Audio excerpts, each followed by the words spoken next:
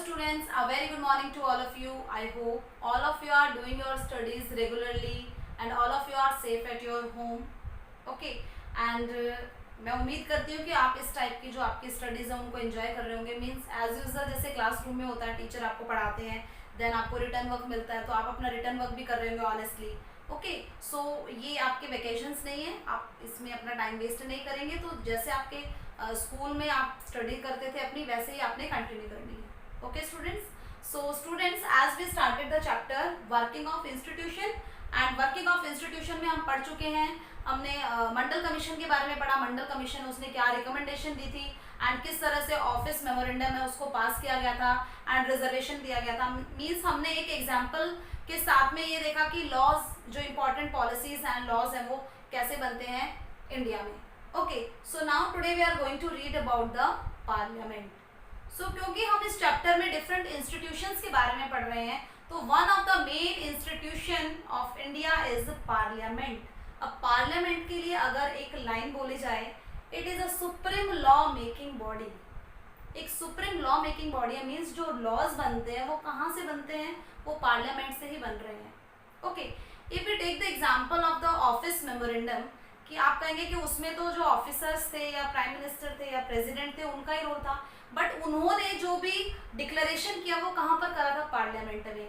जो discussion and debate हुआ था, मीन्स 1990 से लेकर 1993 में वो पास हुआ है, तो 3 इयर्स तक जो डिबेट हुआ है वो कहाँ पर हुआ है, पार्लियामेंट में हुआ है. सो पार्लियामेंट में जो मेजॉरिटी ऑफ एमपीज हैं, मीन्स मेंबर ऑफ पार्लियामेंट, जब तक उनकी मेजॉरिटी है वो एग्री नहीं करेगी किसी भी चीज़ के लिए, तो वो लॉ नहीं बन सकता है.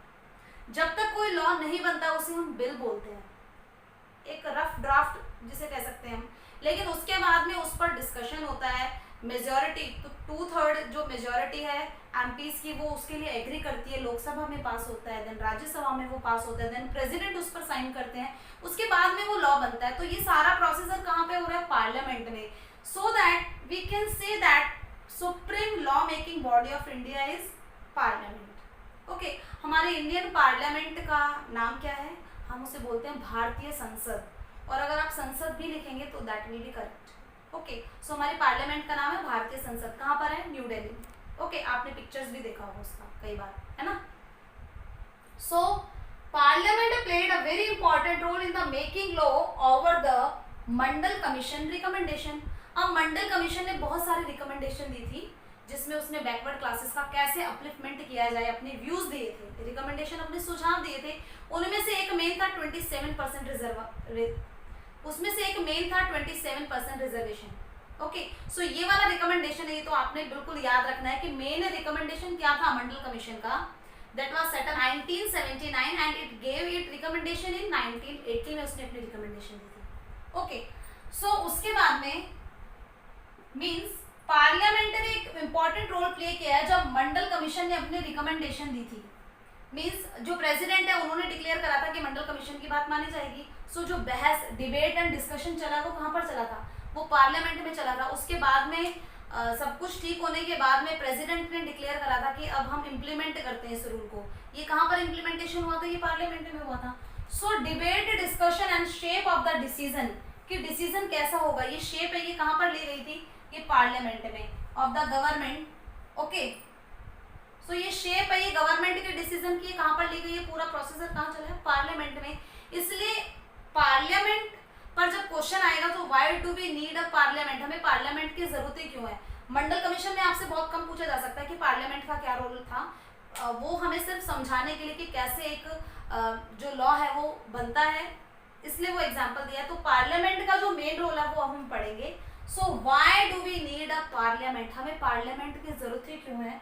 So elected representative exercise supreme political authority. तो अब पार्लियामेंट में कौन आते हैं, देखिए parliament consist 2 houses, that is Lok Sabha and Rajya Sabha. ये दोनों मिलकर के बनाते हैं पार्लियामेंट. ओके, सो यहाँ पर इलेक्टेटिव रिप्रेजेंटेटिव का मतलब क्या है, हम सेंट्रल लेवल पर जो लोकसभा के इलेक्शन होते हैं सेंट्रल लेवल पर, ओके, उसमें कुछ इलेक्टेड रिप्रेजेंटेटिव होते हैं जिन्हें हम मेंबर ऑफ पार्लियामेंट कहते हैं, एमपीज, मेंबर ऑफ पार्लियामेंट. सो वो ये इलेक्टेड रिप्रेजेंटेटिव है। तो डेमोक्रेसी में किसका रूल होता है? पीपल का रूल होता है। सो सभी पीपल है वो एक साथ, क्या पार्लियामेंट में इतनी जगह कि पूरा जो क्राउड है वो एक साथ आ जाएगा? नहीं, इसलिए हम अपने रिप्रेजेंटेटिव को वहां भेजते हैं। रिप्रेजेंटेटिव मतलब जिनको हमने इलेक्शन में इलेक्ट करा है। अब इलेक्शन में कैसे इलेक्ट करा है? हमने वोट देकर के उनको जिताया, तो वो हमारे रिप्रेजेंटेटिव बन गए एंड वो बन गए एमपीज। ठीक है, सो एमपीज वो बन गए हैं, इसलिए elected representative exercise supreme political authority. Supreme political authority उनके पास में है, वो पार्लियामेंट को चलाते हैं। The national assembly of elected representative is called the parliament. अब पार्लियामेंट क्या है? अगर आपने ये लाइन लिखी supreme law making body of India of our country, ये भी ठीक है 1 मार्क्स में। और आप ये भी लिख सकते हैं the national assembly of elected representative. National हमने क्यों बोला है? ये नेशनल लेवल, सेंटर लेवल पर है, ठीक है, पूरे देश के लिए। लेकिन स्टेट लेवल पर इसे क्या बोलते हैं? स्टेट लेवल पर एक सुप्रीम लॉ मेकिंग बॉडी जो लॉ बनाती है स्टेट के, state legislative assembly, Vidhan Parishad, state legislative assembly. Okay, सो स्टेट लेजिस्लेटिव असेंबली के बारे में हम नहीं पढ़ रहे हैं, सिर्फ आपके एक जीके के लिए बताया हमने कि स्टेट में जो रूल्स बनाती है स्टेट गवर्नमेंट, वो कहाँ बनता है? स्टेट लेजिस्लेटिव असेंबली में, वहां पर रूल पास होता है। वो एक छोटे लेवल पर एक छोटी पार्लियामेंट हम कह सकते हैं डिफरेंट स्टेट की है, जिसे हम लेजिस्लेटिव असेंबली कहते हैं। लेकिन सेंट्रल लेवल पर जो कोई भी रूल बनता है that is in parliament. Okay, so parliament कितना इंपॉर्टेंट इंस्टीट्यूशन हमारी कंट्री के लिए, आपको पता चला होगा अभी। So why do we need parliament? अभी हमने पार्लियामेंट के बारे में पढ़ा था कि it is a supreme law making body of India, और we can say that highest elected representative authority at national level. National level पर जो हाईएस्ट इलेक्टेड रिप्रेजेंटेटिव की अथॉरिटी है that is the parliament. So parliament की क्या जरूरत है? Means यहाँ पर हम फंक्शंस भी लिख सकते हैं कि पार्लियामेंट के फंक्शंस कौन से हैं, किस लिए जो पार्लियामेंट है वो इतनी इंपॉर्टेंट अथॉरिटी है। So first one is parliament is the final authority for making law in a country. किसी भी कंट्री में पार्लियामेंट होती है, वो final authority for making laws बनाने के लिए फाइनल अथॉरिटी होती है। Okay, so parliament can make, किस तरह से लॉ को इफेक्ट करती है? कैन मेक लॉज बना सकती है, चेंज एग्जिस्टिंग लॉज, जो अभी लॉज बने हुए उनमें कुछ चेंज लाना हो तो पहले डिस्कशन कहाँ पर होगा? पार्लियामेंट में। जब पार्लियामेंट में उसको अप्रूवल मिलेगा तब वो लॉ चेंज होगा। एंड एबॉलिश देम, या किसी भी पुराने लॉ को वो एबॉलिश खत्म कर सकती है एंड उसकी जगह पर न्यू लॉज बना सकती है। सो क्या है लॉ मेकिंग में कि न्यू लॉज बना सकती है, या किसी भी प्रेजेंट लॉ में चेंज कर सकती है, या कोई भी पहले का जो लॉ है उसमें उसको अबॉलिश करके, उसको खत्म करके उसकी जगह पर नए लॉज बनाती है। कौन बनाता है? पार्लियामेंट। क्योंकि जितने भी डिबेट डिस्कशन, मेजॉरिटी का अप्रूवल चाहिए ना, तो मेजॉरिटी का अप्रूवल किनका मिलेगा? लोगों का मेजॉरिटी का अप्रूवल। तो लोगों से नहीं पूछा जाएगा बल्कि उनके रिप्रेजेंटेटिव से पूछा जाएगा, क्योंकि जो रिप्रेजेंटेटिव है वो किसके बिहाफ में है? वहां पर पार्लियामेंट में वो लोगों के बिहाफ में।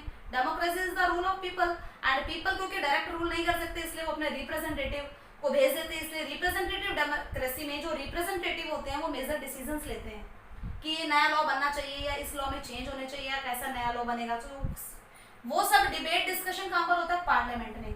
So it is a law making body first. Second, parliament exercise some control over those who run the government. अब पार्लियामेंट कैसे कंट्रोल करती है उनको जो कि गवर्नमेंट को चला रहे हैं, मतलब जो प्रेजेंट गवर्नमेंट है उसको चलाने वाले जो लोग हैं उनको कैसे कंट्रोल कर लिया पार्लियामेंट? देखिए हमने पढ़ा था कि पार्लियामेंट में मेंबर ऑफ पार्लियामेंट होते हैं एमपीज, जिन्हें हम कहते हैं। So MPs are the elected representative of that political party that win in the election. जो इलेक्शन में जीत गई है उस पॉलिटिकल पार्टी के जो एमपीज होते हैं वही पार्लियामेंट में वर्क कर रहे हैं। ओके, सो अगर मेजॉरिटी का सपोर्ट हट जाए, मतलब जो एमपीज है वो अपना सपोर्ट हटा ले, क्योंकि ये तो पार्लियामेंट बना रहे हैं ना एमपीज, वो अपना सपोर्ट हटा ले तो जो गवर्नमेंट है वो क्या हो जाएगी? वो फॉल हो जाएगी। ओके, सो गवर्नमेंट नहीं बनी रहेगी क्योंकि मेजॉरिटी लोगों ने इसको सपोर्ट करा। 545 हमारी सीट्स है लोकसभा में, सो 273 सीट्स मिलनी चाहिए तभी कोई पॉलिटिकल पार्टी जीतती है। सो एमपीज अगर अपना सपोर्ट खींच लें तो वो जो गवर्नमेंट है वो नहीं बन पाएगी उसके बाद में। Those who run the government can take decision only so as they enjoy support of the parliament। क्योंकि पार्लियामेंट का सपोर्ट मिला हुआ है उन मिनिस्टर्स को, इसीलिए वो क्या कर रहे हैं? डिसीजन ले रहे हैं। यानी कि मेजॉरिटी चाहिए आपको, पार्लियामेंट की majority no confidence motion pass कर दिया कि हमें प्रेजेंट गवर्नमेंट पर विश्वास नहीं है लोग पार्लियामेंट में। ओके, पार्लियामेंट के बहुत सारे जो मेंबर्स हैं उन्होंने अप्रूवल अपना नहीं दिया कि हम गवर्नमेंट के साथ में नहीं है, गवर्नमेंट अच्छे से काम नहीं कर रही है, तो गवर्नमेंट है उसको अपना जो पोजीशन है वो छोड़नी पड़ेगी। सो सेकंड क्या है, parliament exercise control over the who run the government, उनके ऊपर कंट्रोल रखती है, क्योंकि जो मेजोरिटी ऑफ पार्लियामेंट है वो कहाँ रहते हैं, जो मेजोरिटी ऑफ एमपीज है वो कहाँ रहते हैं, पार्लियामेंट में, और अगर वही अपना सपोर्ट वापस ले लें तो प्रेजेंट गवर्नमेंट वर्क नहीं कर पाएगी। Okay, third point is parliament control all the money that government have, जितना भी पैसा होता है गवर्नमेंट के पास उसको कंट्रोल करती है। तो क्या पार्लियामेंट में जाता है वो सारा रुपीस? नहीं। इसका मतलब ये है कि गवर्नमेंट जो बजट पेश करती है, अपना एनुअल बजट, हम देखते हैं ना फैब के लास्ट में और मार्च के फर्स्ट वीक में और पास करती है गवर्नमेंट, जो हमारे फाइनेंस मिनिस्टर होते हैं वो पास करते हैं उस बजट को। सो जब बजट पास किया जाता है तो उसमें अप्रूवल मिलना जरूरी है, मतलब लोगों ने जिन रिप्रेजेंटेटिव को भेजा है कि आप हमारे लिए डिसीजन लोगे, तो वो रिप्रेजेंटेटिव अगर एग्री हैं कि हाँ बजट बिल्कुल सही है, तभी गवर्नमेंट उस मनी को वहां पर यूज कर पाएगी। सपोज रेलवे के पास में कितना पैसा जाएगा, फाइनेंस डिपार्टमेंट में कितना पैसा जाएगा, या ट्रांसपोर्टेशन के लिए कितना पैसा, हेल्थ के लिए, एजुकेशन के लिए कहाँ पर कितना पैसा खर्च करना है, वो एनुअल बजट में बताया जाता है। तो उसको तभी यूज किया जा सकता है जब मेजोरिटी मिले पार्लियामेंट में। Okay, next is parliament highest forum of discussion and debate, जितने भी डिस्कशन एंड डिबेट होते हैं, यानी कि पब्लिक इश्यूज हैं या पॉलिसीज हैं, कुछ भी चल रहा है हमारी कंट्री में, कोई कंट्रोवर्शियल इश्यूज चल रहा है या कुछ प्रॉब्लम, सोशल कुछ प्रॉब्लम चल रही है, उनके बारे में जो डिस्कशन एंड डिबेट होता है वो कहाँ पर होता है, पार्लियामेंट में। सो पार्लियामेंट के जो मेजर फंक्शंस है वो क्या थे, एक तो final authority of making laws, laws के बारे में, कुछ भी लॉज है, एग्जिस्टिंग लॉज को चेंज करना है या न्यू लॉ बनाना है, या पुराने लॉ को अबॉलिश करना है, वो सब कौन करता है, पार्लियामेंट।